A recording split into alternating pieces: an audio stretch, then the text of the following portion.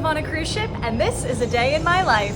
I woke up just in time for a beautiful sunrise off the coast of Victoria, British Columbia, where we're docking today. I usually work on board in the entertainment department, but this time I'm staying with my partner while he's working on board, and since I'm staying in his room with him, it only costs $1 a day to visit. Even though I'm not technically working, I'm still getting my master's degree online, so I'm definitely keeping myself busy, and I'd much rather be with him and travel than be at home, so it's worked out well. To start the day, I headed up to the gym to get that out of the way, so today I just did an incline walk and stretch because I've been overdoing it with the running and my sciatica flared up. Yes, I'm 28 years old with sciatica. There's something wrong with my body. I went ahead and got ready to go into the city later, even though I'm staying on the ship for a while. Usually if we're docked in port, me and my friends will get off as soon as we can, but I had to finish a paper that was due the next day, so I got some breakfast at the buffet upstairs, got a latte with my friend who was also on board working, and then I headed up for a little quick walk on the open deck with my coffee because it was so gorgeous. I head back to the room again. Can you tell I have trouble sitting for too long to get to studying? When I first started the program, I was worried about the Wi-Fi being unreliable because it definitely can be, but I actually have only had issues with it on a couple days out of the year doing it online, which is actually so surprising. I've heard from people who have worked on cruise ships for way longer than me that the Wi-Fi used to be so bad they couldn't do anything, so a lot of the crew actually bring hard drives on board with downloaded films that you can exchange different movies on and shows with other people to get a good collection going. But now you can even watch things like Netflix on the ship and it's fine. But once I got some work done and my boyfriend was free, we got off the ship as soon as humanly possible and walked from the port to the main harbor area. It was a little colder, so I could forget about wearing my cute outfit, but the walk was so nice and Victoria really feels like an idyllic place to live. Even if you only have a couple hours to get off in port, it can feel so rejuvenating and makes us feel so lucky that this is our life and we get to travel all over and associate different locations with little date night traditions like these. And that was what my day looked like visiting Victoria, BC from a cruise ship.